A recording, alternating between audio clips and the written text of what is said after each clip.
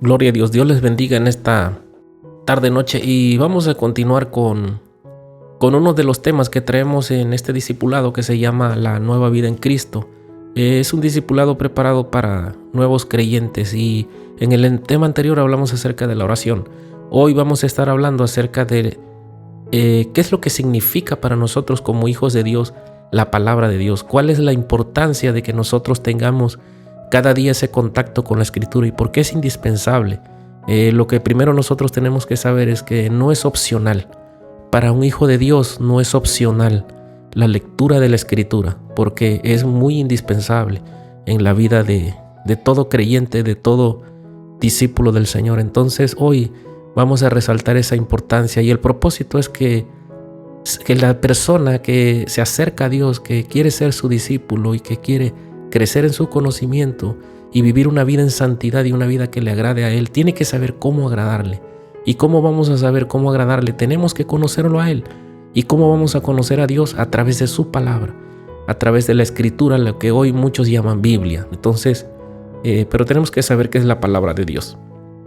Y entonces vamos a estar viendo como introducción que Dios se comunica hoy a través de diferentes medios.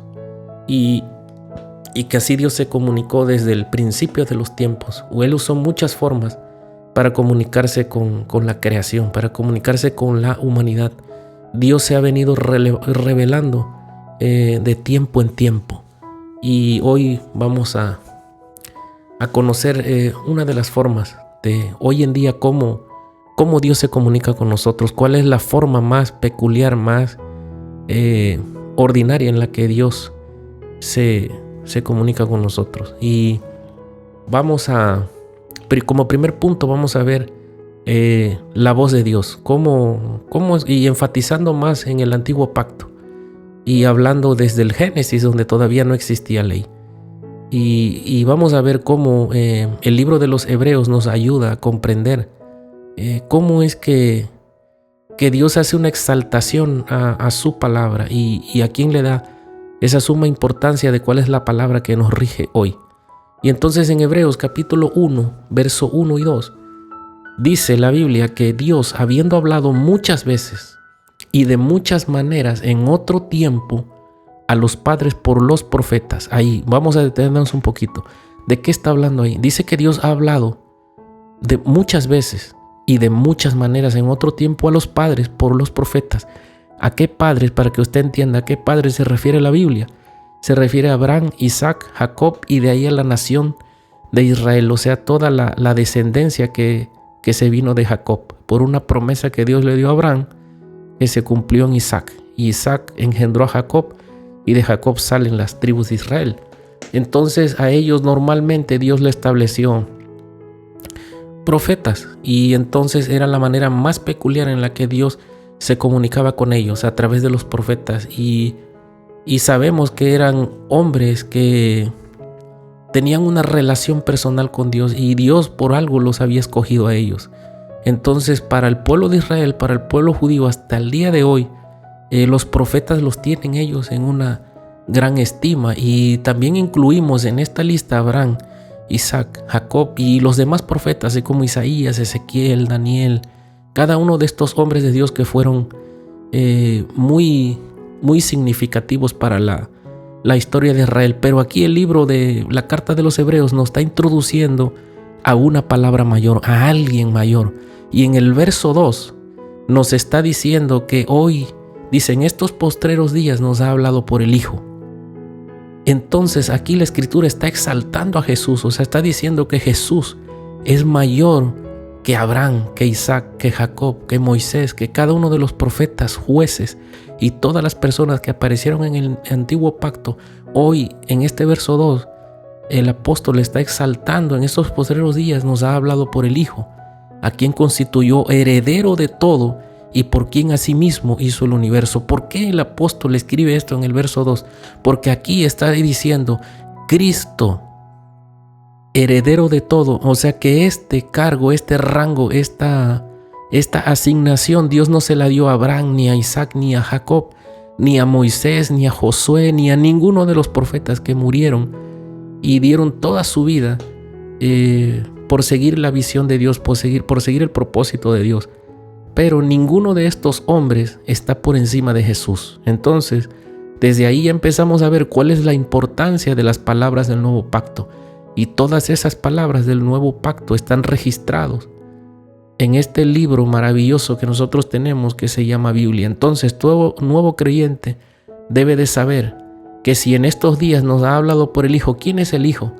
Y ahí el apóstol está resaltando, el Hijo es el que Dios constituyó heredero de todo y por quien asimismo hizo el universo. Entonces estamos hablando de un ser sobrenatural, de un ser superior. Estos hombres que Dios habló de muchas maneras en otro tiempo por acerca de los profetas, fueron hombres mortales, fueron hombres que no se les puede dar el mismo título que Jesús. Jesús, el libro de Hebreos, nos habla y siempre poniendo a Jesús por encima de Moisés, porque para los judíos Moisés es su máximo referente.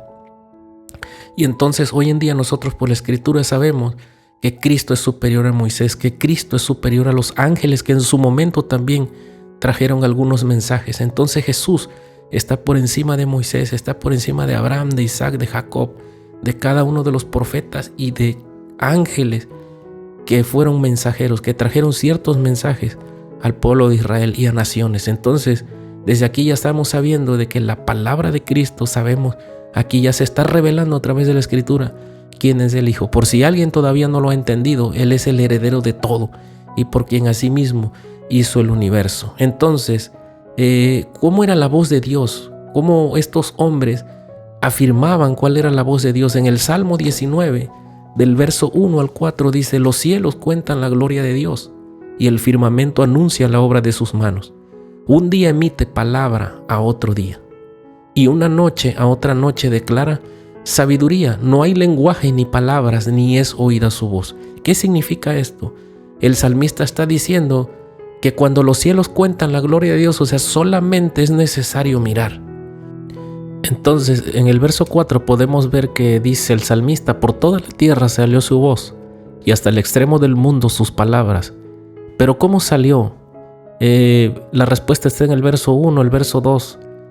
Dice: ¿cómo salió la voz? Los cielos contaron, el firmamento anunció, un día y una noche. Hablaron por sí solas de toda la grandeza de Dios, de todo lo que Él es.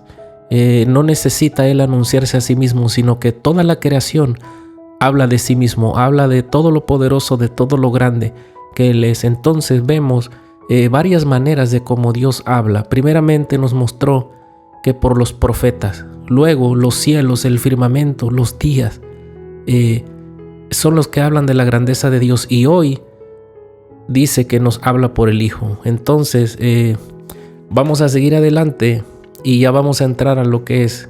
En el Salmo 19, también en el verso 7 y 8, dice: la ley de Jehová es perfecta, que convierte el alma. El testimonio de Jehová es fiel, que hace sabio al sencillo. Los mandamientos de Jehová son rectos, que alegran el corazón. El precepto de Jehová es puro, que alumbra los ojos. Mire qué cosa más maravillosa descubrió el salmista David. ¿En qué lo descubrió? En la ley, y muchas cosas que estaban escondidas. ¿Por qué las demás personas no lograron encontrar lo que este hombre de Dios encontró? Estamos hablando del rey David. Y miren cómo se expresaba él de la ley. La ley de Jehová es perfecta, dice, que convierte el alma, la convierte de, si va en un mal camino, la convierte al buen camino. Dice: el testimonio de Jehová es fiel, que hace sabio al sencillo. Entonces el salmista encontró la sabiduría en ese tiempo en la ley. Los mandamientos de Jehová son rectos, que alegran el corazón, y el precepto de Jehová es puro, dice, que alumbra los ojos. Entonces podemos ver varias cualidades por las cuales al salmista le convenía escudriñar su palabra, escudriñar su ley. Y hoy día dice su palabra que nos ha hablado por el Hijo. Y ahora vamos a ir al segundo punto, donde vamos a ver lo que es la Biblia como palabra de Dios. Y vamos a ir a una de las cartas que le llaman pastorales, segunda de Timoteo capítulo 3, verso 16 y 17. ¿Qué dice? Vamos a leer desde el verso 14. Pablo le dice a Timoteo: pero persiste tú en lo que has aprendido y te persuadiste, sabiendo de quién has aprendido. ¿Qué significa eso? Pablo ahí está dando una ordenanza que le dice a Timoteo, pero persiste tú en lo que has aprendido y te persuadiste. Cuando habla la palabra persuadiste, significa que él está convencido, sabiendo de quién has aprendido. De una mujer de Dios aprendió Timoteo.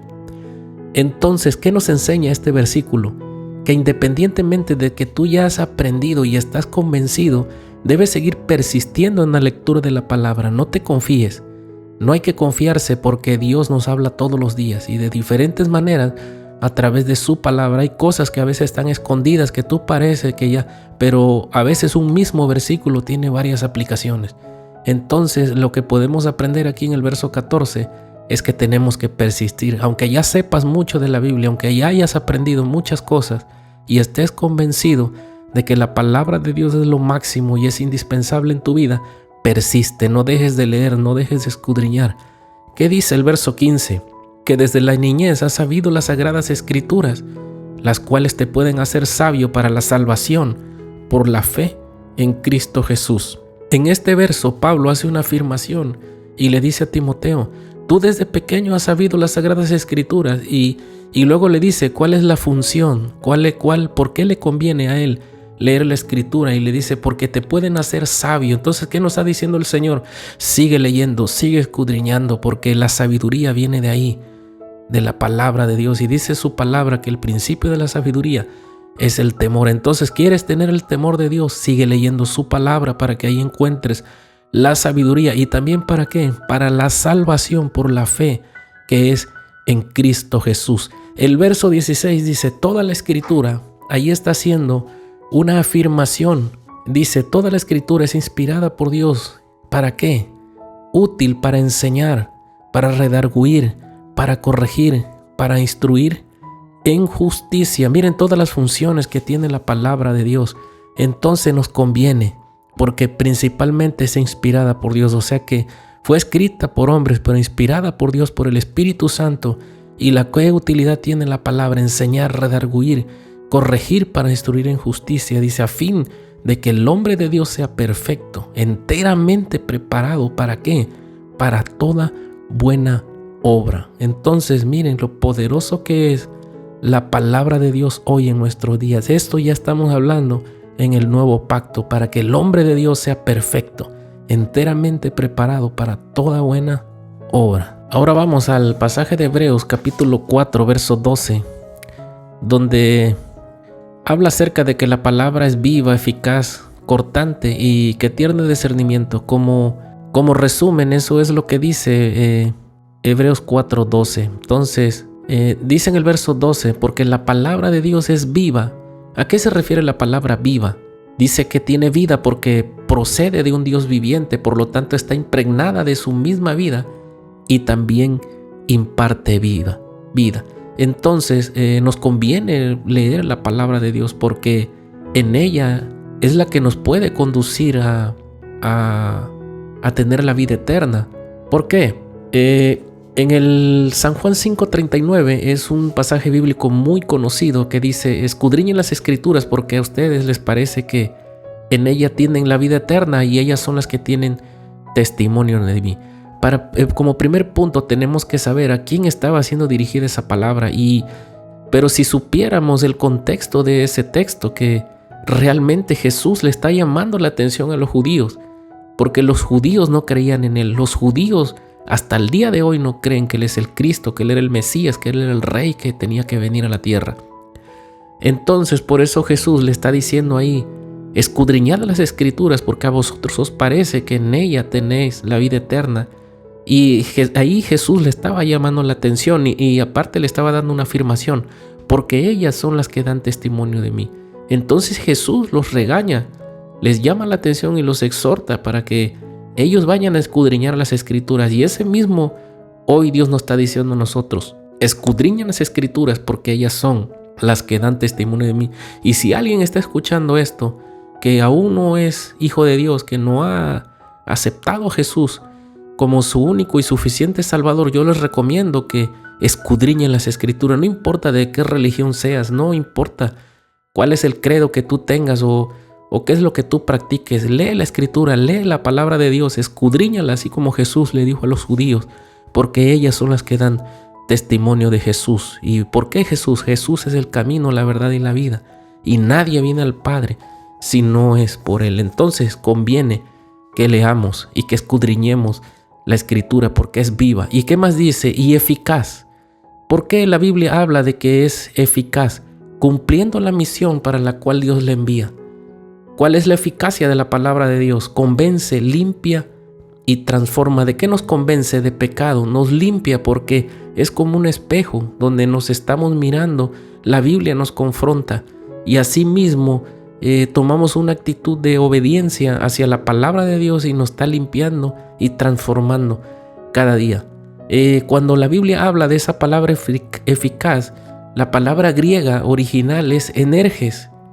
¿Qué significa energes? Significa energía poderosa que tiene y la hace activamente operativa. Entonces no hay nada ni nadie más allá de esa eficacia de la palabra de Dios. Hay mucha gente que ha sido transformada por el poder de la palabra. Yo me puedo considerar una persona así, un amante de la lectura, y cuando empecé a escudriñar la Escritura, empecé a encontrar las verdades de la palabra, y fue cuando ahí empezó a surgir una transformación en mi vida.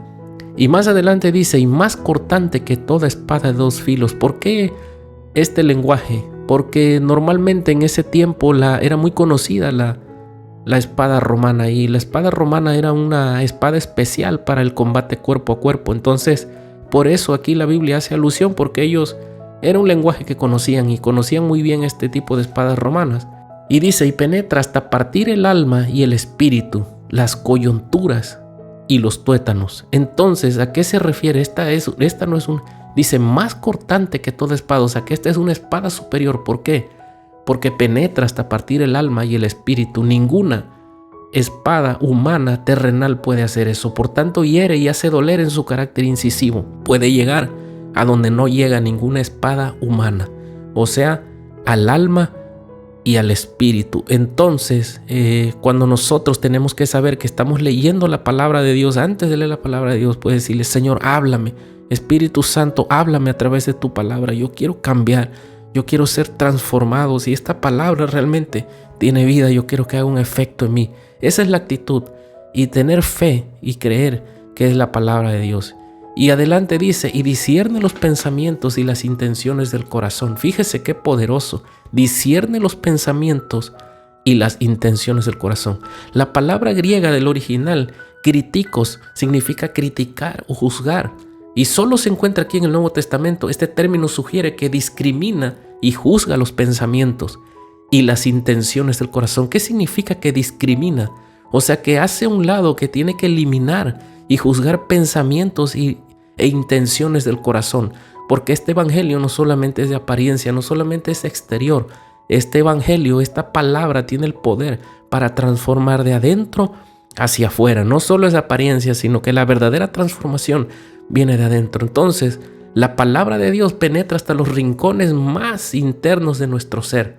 Puede juzgar nuestros pensamientos antes que se conviertan en palabras. Por ejemplo, si tuviste un problema con un amigo, una amistad en el trabajo, un familiar, y posiblemente te insultaron, te gritaron, te dijeron cosas, y al momento tú no dijiste nada, pero posiblemente tus pensamientos estás maquinando regresar y decir muchas cosas, ofender y no quedarte callado. Entonces, cuando viene la palabra de Dios, entonces puede ser que ataque esos pensamientos, puede ser que la palabra confronte, y entonces antes de que se conviertan en palabras, ella te puede redarguir, te puede convencer para que tú no cometas el pecado, el error que vayas a hacer, y nuestras intenciones antes que lleguen a ser acciones. Entonces, la palabra de Dios nos puede librar de cometer muchos errores, de hablar y comentar palabras que a veces no queremos decir y que después nos vayamos a arrepentir.